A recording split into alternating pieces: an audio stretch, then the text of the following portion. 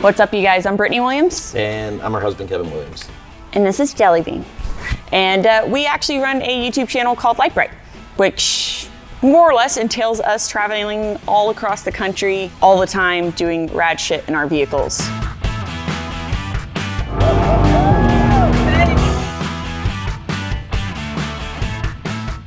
Across the world. That's true. Now. We've been to a lot of different countries. Yeah. We have a lot of different rigs, primarily a lot of off-roading rigs, most well known for a Hemi swapped JL that we just beat the ever-living crap out of. And America's most wanted Hemi swapped JL.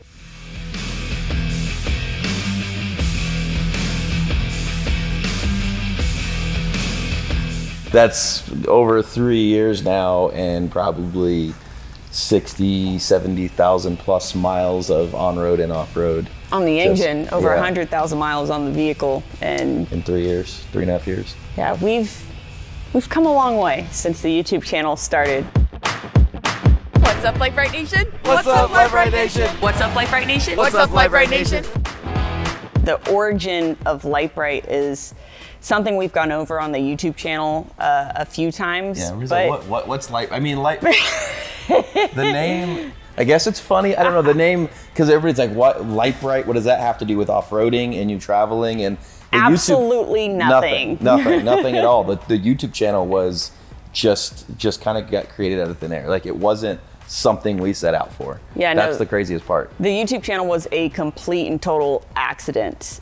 We basically one day up and decided we wanted to move to Colorado, and the day that we moved to Colorado, we bought a Jeep. So the big deal about this was it was February of 2018, which is right when the new JL came out, and it was right when the new Rubicons were hitting the floor. So we were kind of one of the first people to have a new Rubicon. And we understood the significance of like the JL was the first kind of remake of the Wrangler in like since the JK in like 10 years. And we kind of knew that a little bit, but we really didn't fully understand like the cult following that Jeep had, and really the significance of this new JL in terms of the off-roading community was. Bone stock, we instantly went up into the mountains to some of the hardest trails recommended and just beat the absolute piss out of this Jeep. We've heard about Rubicon, so we decided, let's see what a Rubicon's all about. Like that's what we gotta do. So basically we took the Jeep off-roading and we hit some of the hardest trails in Colorado. And the thing was, we had no friends, no family. So my mom, my dad were like, oh, send us photos, send us videos. No what friends are you or up family to? there. Yes, like in Colorado. Oh, not in general. Yes, okay. Yes. So, but they basically wanted to know what we were up to. So we hit some of these trails and I filmed it on my phone. And at the time, the easiest way to really send this footage to someone, at least in my head, was like, well, let me upload it to an existing YouTube account I had had for like years for no reason whatsoever. And then just upload it and send them the link. Cause it was like a 20-minute like trail thing, right? And within a few weeks, the video of us taking our Jeep, at first it was Chinaman Gulch, and then not long after it was Carnage Canyon? It was Carnage Canyon. Again, a bone stock Jeep, no winch, nothing. We had no business being there. We had no business being on these trails, and we were not going easy on this brand new JL. And within a few weeks or a few months, like the videos had like hundreds of thousands of views. Yeah. And we were like, well, okay. I mean, we didn't think about it. I'm sure Jeep was probably paying to push any content that was on YouTube. Yep. But we weren't thinking about that. And then everybody's searching the new JL. And so anytime you type Jeep JL or 2018 JL or whatever, our videos were coming up because we were kind of the only people doing it, minus like maybe some shops doing some stuff. We wheeled the crap out of it and people started watching. So we were like, I guess we just keep filming? It was just an unbiased thing. We were just taking it out. If it broke, it broke. If it didn't break, it didn't break. And then we wanted to do mods. And so we started doing mods in the driveway. And I mean, we're talking like spacer lift, just whatever was available. And that we could afford. And that we could afford because we had no money. So it was like used tires, used 35s, used 37s, stock wheels with wheel spacers, and just kind of kept going. And within like a month or two, people started calling themselves Lite Brite Nation. We thought about we were going to change. I was like, we got to change this channel name. This is dumb. So like Like, this doesn't make any sense. The name on the YouTube channel was Lite Brite because that was a nickname that I had in high school, and it was just my login for literally everything. My MySpace, my AOL, my email, like it was Lite Brite, some form or another, whatever. And so it was just the existing name on the YouTube account that I had used for this It was stuff. our email address, which just carried over to like the name. And basically we just kept creating this content, and at a certain point, a lot of the subscribers that we were gaining started using like hashtag Lite Brite Nation, or, you know, what's up Lite Brite Nation. And the subscribers kind of built it to the point where when we were like, oh, we should change the name to something relevant to off-roading, it was kind of too late. Sort of. But then also what happened was as it started kind of taking off, Brittany, it had been 2 years in the making of being on the Netflix show Hyperdrive. Yeah. It had been like 2 years in the making. So like while we were in Texas, and then now we're in Colorado, and then Hyperdrive happens, and they put us on a 30-day media blackout. Yep. No Twitter, no Instagram, no Facebook, no YouTube, no nothing. Like, you guys can't post anything. Yeah. And we're like, oh, And the that YouTube kinda, channel at that point, we had like 5,000 subscribers. Like That's what we're like- it was very, for us, it which was that huge. was great. 5,000 subscribers in like that short amount of time. We were like, holy Yeah, crap. within this just is a few crazy. months. And I was like, hey, Matt, what if this actually what if we get like 10 or 15,000 subscribers That'd be at some so point? cool. That'd be so cool. Like, and then we're sitting there with the media blackout, and then we see like 5, 10, 15 people are calling themselves Lite Brite Nation, and we're like, holy crap, we have to do something. Like, we have to be able to post. We came up with an idea of like, hey, since we can't film any content with our Jeep while we're gone for this month, Pre-filming. let's pre-film a couple of easy videos In the driveway. in the driveway, and we'll just release them like throughout the month, and then that way we don't have to worry about it. And one of the videos that we filmed was the 5 things we hate about our JL. Which is what really went. Yeah, which we released a few days after we left, and in that month it had hundreds of thousands of views. Another really big YouTube channel called TFL ended up doing rebuttal with a Jeep engineer, so the video got even more views and spiked again, and it became this basically the breaking point where we jumped within like a month's time. We went from 5,000 subscribers to like 25,000. So by the time we got home from Yeah. Hyperdrive, Lite Brite Nation and the Lite Brite YouTube Like, channel had been Born on itself. And we Yeah. were like, we came we home have and a YouTube channel. basically, Like, I don't know. we essentially decided we would just hit the ground running. So it was like half a year. We went from nothing to like, I guess we're YouTubers now? But here's the funny part. So we didn't know anything about YouTube. We weren't trying to make money on YouTube or be YouTubers. So we weren't making any money on YouTube. Like, there was ads, but we didn't know how to set it up. We didn't even look into setting It it took up. us so long to figure out like how to monetize, and it took YouTube so long to figure out, or to monetize us, I guess. Doing we were it having full-time, hundreds of thousands of views with no money coming being in. made. Yeah. Yeah, and then December comes around. I don't know, we're making say $2,000 a month on YouTube. Right and about. December comes around, and we go back to Texas for my company, and I thought, like we're a gonna go down Christmas there, party for Christmas his party, business. Yeah. and we're supposed to get like $10,000 or $15,000 Christmas bonuses. I get called in the office, and they're like, hey, we see you're on YouTube all the time, so you're probably not taking like your job here seriously, so we're gonna have to let you go, or we'll let you resign. They told him that our YouTube videos were negatively affecting the office morale.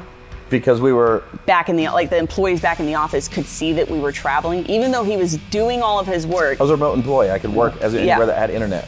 And basically, they told him either quit or we're gonna fire you, or well, pick YouTube or this. You had to pick, is basically what he said. Yeah. So this is December, January. We're like, okay, we have 6 months of savings. Well, we still have all these views. We're still not making money. All the way January, February, March. We're in April. Yep. April comes around, and we go to Jeep Beach. We meet some other YouTubers there. They're like, oh, you guys must be killing it, making all this money. And I'm like, I mean, What? we're we're making like $2,000 a month, 25. making like, less than what our bills are every month. Yeah. So- And he's like, wait, what? He's like, no way. All your views that you have, you should be killing it. And I'm like, But we I don't know what aren't. you're talking about. Well, he helps us set up all the settings, and the following month we like over doubled. We went from like $2,000 to like $5,000, and Yeah. we're like, oh crap. crap. Like that's that's pretty good. Like, that's really good. If we didn't go to Jeep Beach and meet those people and do that, it would have failed, and it would have we would have gone had under. to quit the YouTube channel. The entire sequence of events was just like, a fly by the seat of our pants, and we got lucky a couple times to the point where now we literally travel the world full time, making rad content and inspiring other people to chase their dreams and live their life to the fullest. And it is like the biggest blessing we've ever had. Yeah. So 1 year after we moved to Colorado, or I guess a little over, it's about a year and a half, because we were at that point, we were traveling so much to like film as much as we could for the YouTube channel, that we kind of realized that we were paying this monthly rent. And we were never there. And we'd be home for like a few weeks every several months. And it was like, what is the point of this extra money being spent when we technically don't need it?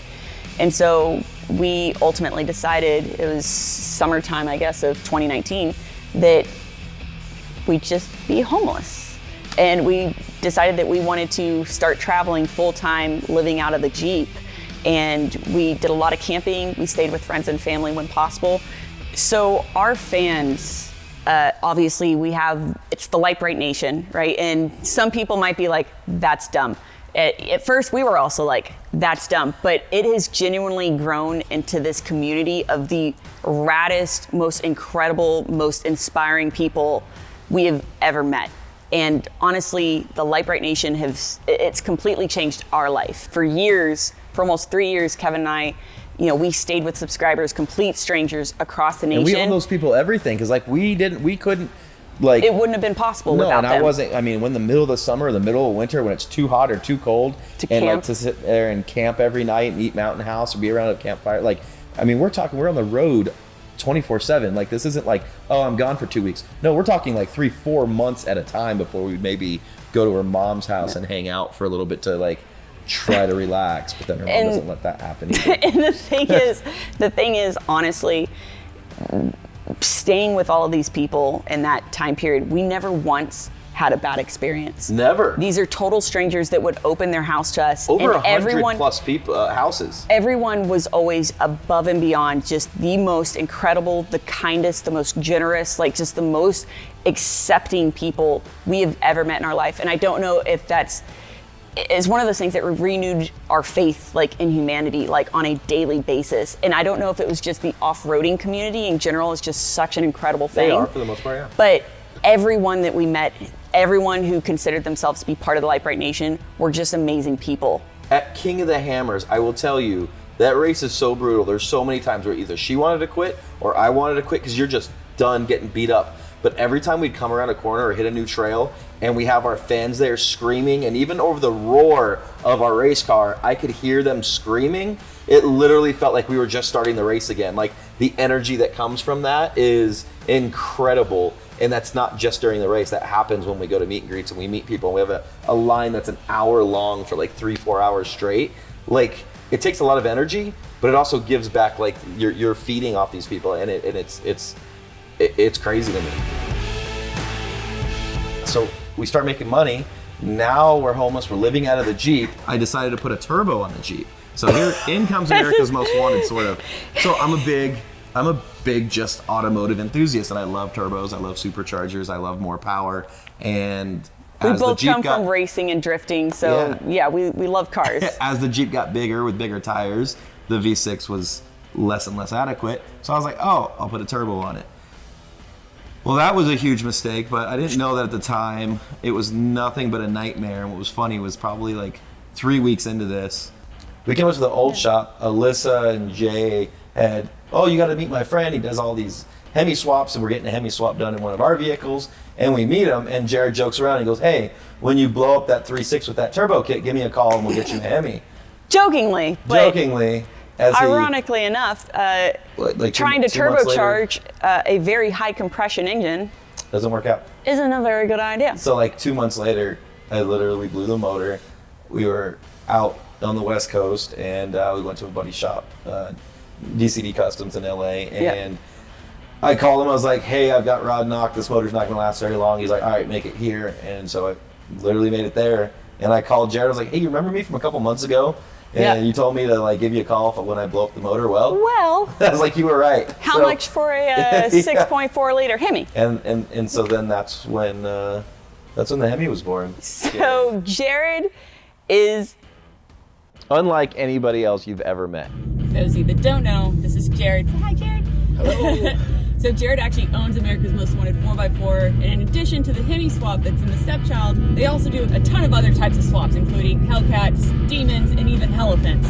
They're elephant. He's a hoot, and he's probably, and people will fight me and probably fight Jared specifically over this, but he's probably Jelly's biggest fan also, with videos to prove it. I'm just glad I get to hold Jelly. Jelly's just getting all of those. She's so fantastic. But Jared is, like Kevin said, we met Jared kind of not on accident, but not on purpose. It was sort of in passing. We had turbocharged our vehicle recently. We happened to stop by the shop because people we knew were there, the old America's Most Wanted shop, and he kind of had made a joke. He's like, we met him. He was a cool dude, and he's like, when you blow up the engine, with that turbo, let me know. And sure enough, not a few months later, we blew up the engine. And so hence the stepchild, our Jeep Wrangler, ended up with a 6.4 liter Hemi swap from America's Most Wanted 4x4. And the relationship with them has kind of evolved from there because they're always doing rad stuff out of the shop. And it's stuff that is right down our alley of like, Oh, yeah, that for is sure. sick.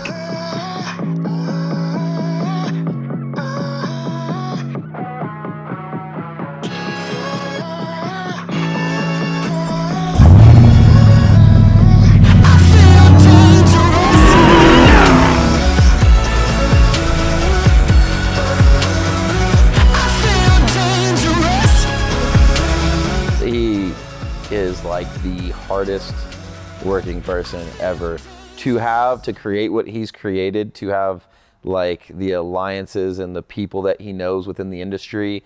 To make this kind of thing happen is like nothing short of incredible. To do Hemi swaps, Hellcat swaps, demon swaps, elephant swaps, and it be like 99% OE from the application itself to the exhaust.